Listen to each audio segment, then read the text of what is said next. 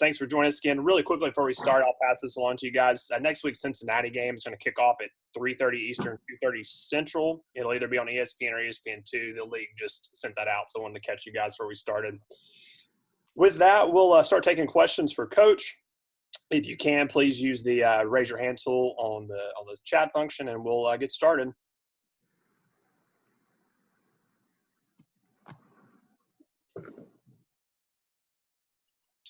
All right, first up, we got Greg Bailey from ABC 13. Greg?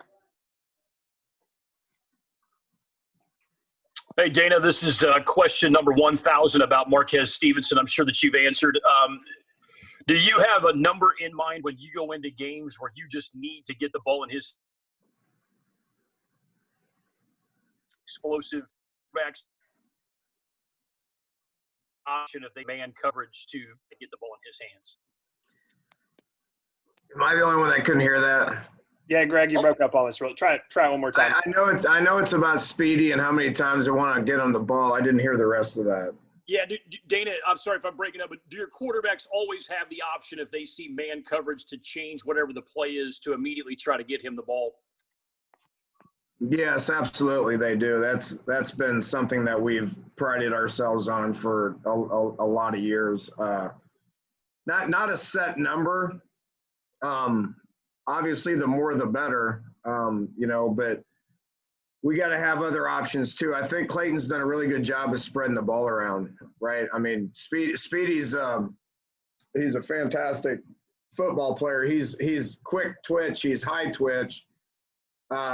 He's you can't just feed him the ball 30, 40 times a game. I mean, I don't think anybody can handle that. We try to keep him fresh and we try to identify how they're trying to cover him. And I think we got a pretty good idea of how Central Florida is going to do it. They got a young man by the name of Aaron Robinson, who's their nickelback, who's, Alabama transfer, great player. He shadowed him last year. And it wasn't one of Speedy's better games.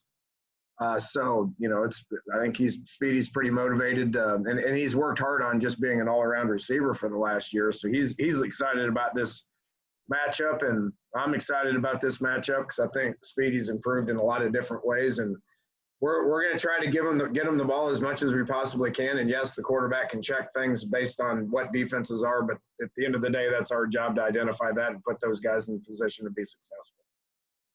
Next up, Rob Sellers, 247 Sports. Rob? Hey, Coach, kind of a two-part question. You mentioned last week that you would probably have a better feel for the identity of the team after the Navy game. So, A, do you feel like you kind of have a better grasp of what the team is? And B, just how much the injuries kind of play into the identity with you guys kind of missing a few key pieces each game so far?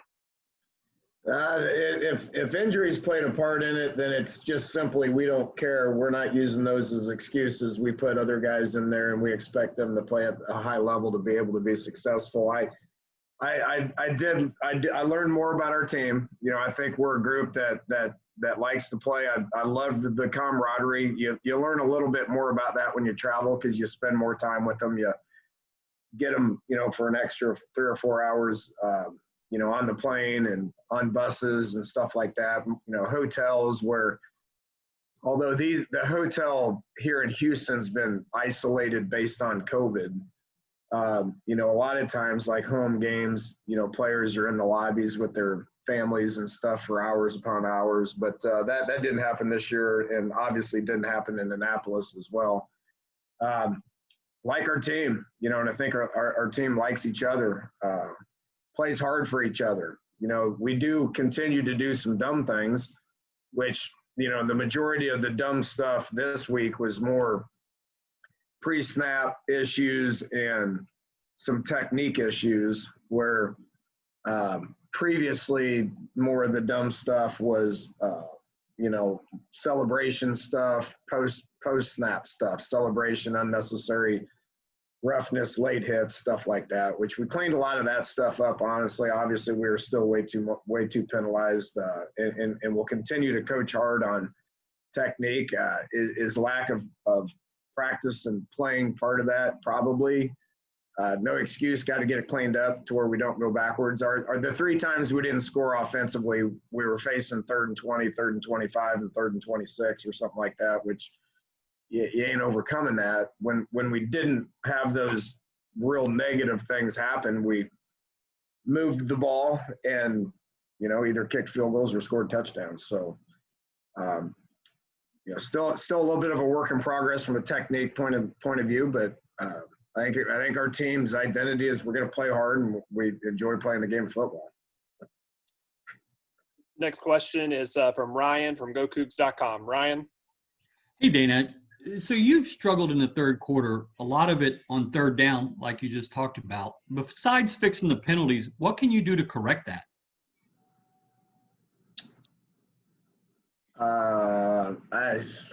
I'd have to go back and study third quarter. I don't think we've been bad. I'm sorry, Dana, first quarter. Okay, yeah, that's different. That's a different conversation. We focused on it last week. Well, the good news is we managed it.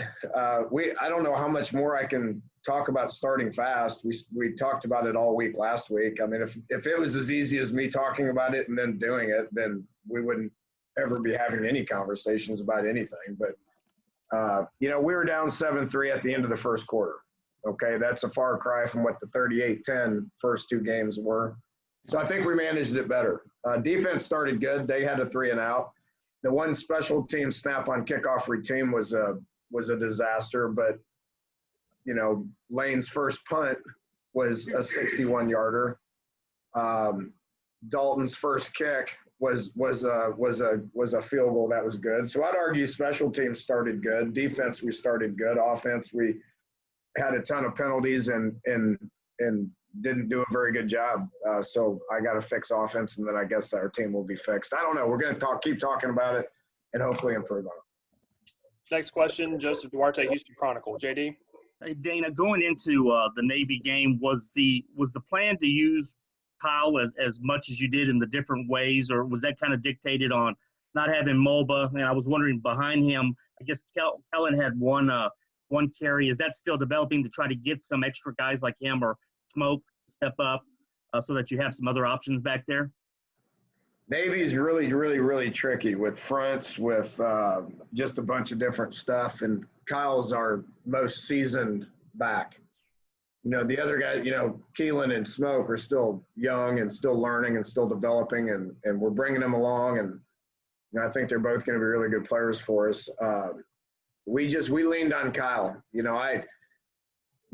could have been our offensive player of the game. I gave it to Speedy just because Speedy broke it open. When we needed him to break it open, I could have very easily given it to Kyle. He played the best game that I've seen him play. Was very instrumental in our passing game. Didn't have a ton of yards because they just, we didn't do a great job of blocking up front in the run game. They pose some problems with as much different things as they do. So we relied on Kyle. He's a team captain. He's smart. He's healthy. Which wasn't healthy hardly at all last year. So I think he's doing a really good job. Mulva's got to come on. We're hoping he has a good week of practice and he's ready to go. Mulva's a great kid, great player. Just wasn't quite ready. So hopefully he will be here this week. Next question goes to Andy from the Daily Cougar. Andy? Yeah, Dana, on Saturday, Peyton Turner kind of talked about how the defense takes it personal to stop the opposing team's running attack. My question for you is really, what have you seen the difference between this year's defensive unit and from last year's defensive unit? Well, Peyton Turner just keeps continuing to, be the biggest presence that we have on our defense. I mean, he's team captain. He blocked that extra point, which I think had something to do with him missing 2 field goals after that. He's kind of the ringleader in the of that front. It all start against like a team like Navy, and we've done a great job of stopping the run all year. And there's a lot of different reasons why. That's Coach Cawthorn and Coach Early. That's what they obsess over, and they're doing a really good job of it. And I can see a ton of difference from what it looks like right now compared to what it did last year. I tell you, especially against Navy, it all starts at the point of attack. Logan Hall was our defensive player of the week. I mean, that dude was playing his tail off. Dot is a force, although it's only his third game he's played. He's a force now. I mean, he moved the line of scrimmage himself. So those two guys right there, what they did with holding double teams and coming off the ball and reestablishing the line of scrimmage allows, Donnie Mooten and Grant Stewart to roam and make a ton of tackles. So, PT's right. They take it personal, and we've done a great job stopping the run. And it's going to be another big one this week. I mean, UCF poses a ton of different challenges. They lead the nation in offense. They try to get the run game going between the tackles and zone and split zone, and then they try to throw it over the top of you if they can. So another big week coming up. Next question goes to Mark Berman from Fox 26. Mark? Well, you kind of touched on what I was going to ask you, Dana. The challenges that UCF officers are looking at their schedule. They're like 9 points shy of being unbeaten. Well, yeah, they're good. They're the most talented team in our league. They've won 10 games plus 4 years in a row now. So, this team is no different. They're doing the same stuff that they've been doing for 3 or 4 years or whatever it is since Hype's been there. Their quarterback just keeps getting better. Gabriel's had a lot of snaps as a true freshman. He's a year better. So they're good. They're going to go lightning fast. It's it poses a bunch. I can't sit here. We don't have enough time to talk about the challenges. They're talented. They're the most talented team we have in the league. They have the best players. They're comfortable with what they do. It's abnormal what they do from a lightning speed tempo standpoint. Everybody runs tempo, but not like they do. They go extra fast. And they try to establish the run, and then they're just going to try to throw it up and run by you on the perimeter as well. I guess you touched on it some, but how'd you come through that game injury-wise? I can't talk about that. Better. Okay. Better than we did game 1 and game 2. We're probably going to be as healthy, and I hate to say this because there's COVID. But we're probably going to have more available bodies here Saturday than we've had this year. So, like where we're at health-wise. All right, we're swinging back around to Rob Sellers. Rob? Coach, in terms of turnovers, you guys picked up your first turnover this past weekend. On the other side of that, UCF leads the conference in turnovers. So I'm sure that's obviously something you're excited to talk about. So is it something just as easy as we need to create more and have less, or is there something more in depth to it than that? I'm going to take the approach we're not going to talk about it, just let it happen. So for 2 weeks in a row, we did a good job of taking care of the ball offensively. Here's what I say about last week with turnovers. The turnover battle is not something that we obsess over trying to win. If you win the turnover battle 2-1, good for you. It really doesn't matter. It's more about what you do when turnovers happen and how you respond to them. We gave them a turnover at midfield and we forced them to punt. Okay, they got us a turnover on I think the 22-yard line or something like that, and 5 plays later we punched it in for a touchdown. So that's +7 for me. And off of how many turnovers it is, it's more about what the plus-minus thing is. So, it's something that we continue to talk about on offense. Take care of the ball, be smart, don't let our bad be really bad, be efficient, which I thought we were for the most part. And then defensively, we gotta do our job and play with effort and physicality and be in the right spots, and those turnovers will happen. UCF does a good job of it. They're one of the top teams in the country from a turnover margin perspective. Good for them.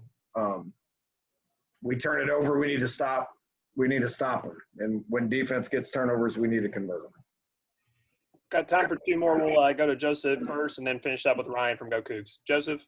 Dana, after we spoke with you on Saturday, we talked to Clayton, and one of the questions was about protecting himself. And he said instinctively that's not his first thing to do, to go down or slide. I was wondering, how much do you work on that, or your coaches work on that in practice? And is this something with the quarterback. Have you ever, like a couple of years ago here, they called Todd Whitting, the baseball coach, to see if he could offer some stuff. Do you go do anything like that with your quarterbacks and sliding? I think Todd does a great job over at baseball. He can stay over there and teach his baseball guys to slide. It's as simple as just being smart. All right. So when he kind of got his shoulder dinged on that sidelines, he did a great job of scrambling. He didn't force the ball into covered people. He had an open lane. He got the first down. So here's a good idea. Just step out of bounds. I don't need the 2 extra yards. You got the first down. You move the chains. Just step out of bounds. Okay. And he's just such a competitive kid. And there's going to be times where we're going to call run plays and he's going to get tackled. And he's a big, thick guy that can handle that. Just the unnecessary stuff. Just don't do it. Get rid of it. Just step out of bounds. It's okay. Play the next play. You never know when something bad's going to happen. So just, if you have an opportunity to protect yourself, protect yourself. There's going to be stuff in between the tackles, like when he got targeted, which was a bad play on Navy's part. He had to get vertical and he just had to kind of avoid a guy and start to get down. And I thought he did a good job of doing what he was supposed to do on that. It was a cheap shot on their part, but we're not. It's football, man. You're going to get hit, and you're going to get tackled, and you're going to get sacked, and the more you can minimize that, the better. And that's just a constant emphasis on what we tell them, and we're not going to quit telling them, and we're not going to quit working on it. And he's not going to quit being competitive either, and that's what we love about him as well. All right, last one from Ryan from Go Cougs. Ryan? Dana, this was your 11th different offensive line starting group since you've been here. Can you talk about what changed when Jack Freeman came into the game, and was he held out for a reason? Yeah, he battled. He was not available last week. And so Right. I thought Braylon did a great job of stepping in and playing center. Braylon's started how many games at guard here in his career? I mean, it's 50-something. I don't know. It's a lot. So, that's why it's why Braylon's a team captain. I think he's got a future in football is because he's versatile and he can do different things. He can play center and he can play guard. Jack's, in our opinion, one of our top 5 linemen. So, when he came back, we thought Max Baines did a good job in practice, and so we kept him in the starting lineup. We want to be able to play more than 5. We want to be able to get good continuity with 5. There's a balance there. When guys become full-time players like Braylon, then we'll play them the whole time. Dennis Bardwell had his best game. We had, and he's got a lot of experience. We had no interest in taking him out of the game. Jack, because he sat out for a whole week, we didn't know how he'd respond to it. We thought Jack responded good, and we went in there. It looked better. Keenan was battling some stuff going on, so we put Gio Pancotti in there, and Gio played the best game that he's played since he's been here, and was happy with Ruben. Patrick Paul wasn't available. Hopefully he will be this week. And then Ruben, stepped in. Didn't look great at all times, but first college game, I thought he hung in there and did good, and will continue to get better. The ones that are seasoned, I'd like to have 5 that are seasoned, that are tough dudes that can handle 75 snaps and got great continuity and just played every week the same way. Really not reality, so we just need to continue to develop depth to where, we can put guys in when the other guys need a blow or a break, and we don't miss a beat. All right. Thanks, everybody, for joining us. We will see you Saturday, and we'll see you Wednesday also for player availability. If you need anything, don't hesitate to reach out. Thanks, everybody. Thank you, guys.